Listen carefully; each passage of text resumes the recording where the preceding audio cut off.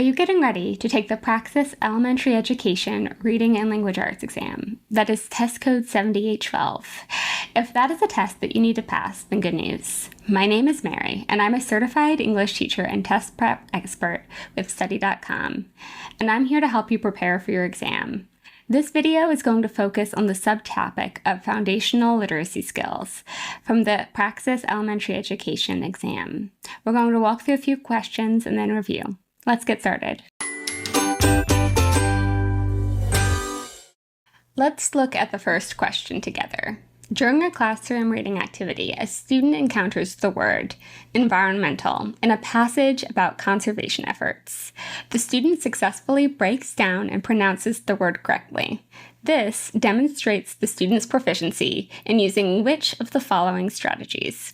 Is it A, recognizing sight words, B, chunking the word into syllables, C, using context clues, or D, applying the single vowel sound rule? Looking at the question, the skill being assessed is the student successfully breaking down and pronouncing the word.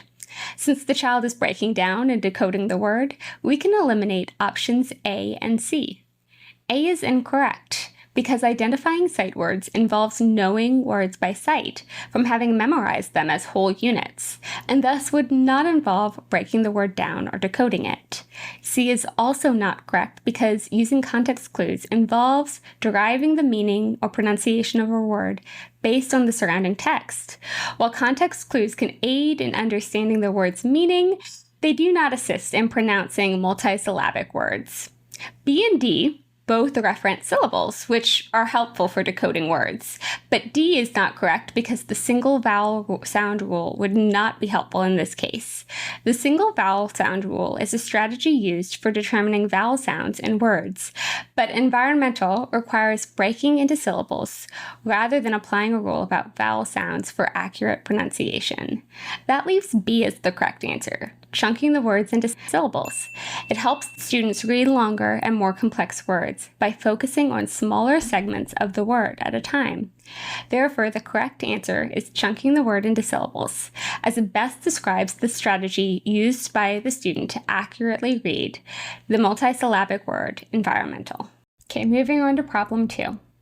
A first grade teacher is focusing on phonological awareness by helping students recognize the onset and rhyme in words. The teacher says the word block and asks the class to identify the rhyme. Which option should the students choose? A, B, B, L, C, ok, or D, k? Before we answer the question, let's take a quick moment to review what onset and rhyme are. Onset is the initial consonant sound of a syllable, while the rhyme is the part of the syllable that contains the vowel and any following consonants. For instance, in the word dog, D would be the onset and Og would be the rhyme. And in the word block, bull would be the onset and ok would be the rhyme, making C the correct answer. A and B would be incorrect because they are each part of the onset instead of the rhyme, and D would be incorrect because k is only part of the rhyme. The rhyme must include the vowel and the consonants that follow, not just the final consonant. Now on to problem 3. A first grade student writes the word night as N-I-T-E. This mistake indicates a misunderstanding of which aspect of the alphabetic principle. A, every letter in a word must be pronounced. B, a single letter can represent multiple sounds. C, some letters in a word are silent. Or D, all words are spelled phonetically.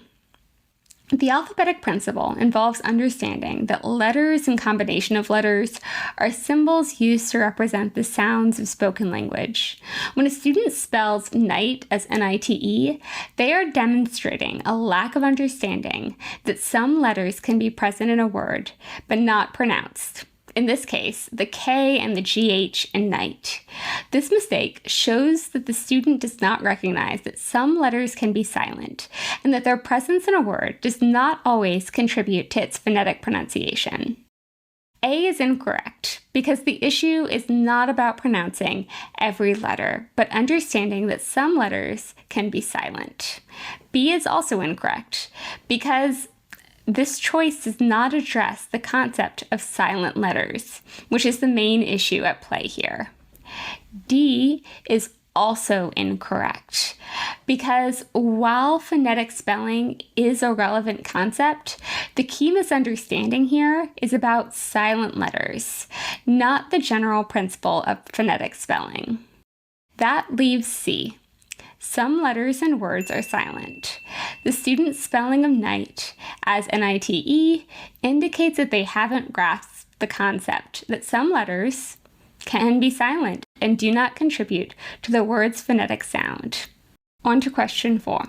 A student struggles to understand that the word cats consists of more than just individual sounds and represents both a singular noun and the concept of plurality. Which aspect of phonological awareness should the teacher focus on to help the students? Is it A, identifying initial sounds in words, B, counting the number of letters in a word, C, recognizing syllables in spoken words, or D, understanding morphemes within words? Before we break down the answer, let's identify what the student is struggling with here. The student's difficulty lies in grasping that the word cats contains two phonological units, the base word cat and the morpheme s, which indicates that there are plural or multiple cats. This indicates a need for focusing on morphemes. Morphemes are the smallest units of meaning in language. Understanding that cats is composed of cat plus s will help the student see how individual sounds and letters come together to create meaning beyond the basic phoneme level.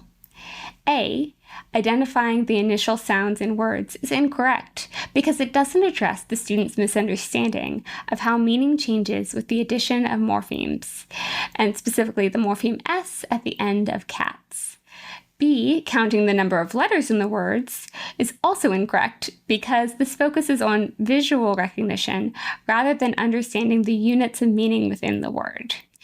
Then we have C, recognizing syllables in spoken words, which is also incorrect because it does not directly address the concept of morphemes and how they alter the meaning of words. Therefore, the correct answer is D, understanding morphemes within words, as it addresses the student's need to recognize that words can be broken down into smaller units of meaning, such as the base word and the plural form. Hope that helps. Thank you for watching this video. I hope that you feel prepared as you move forward into taking your Praxis exam. Thank you.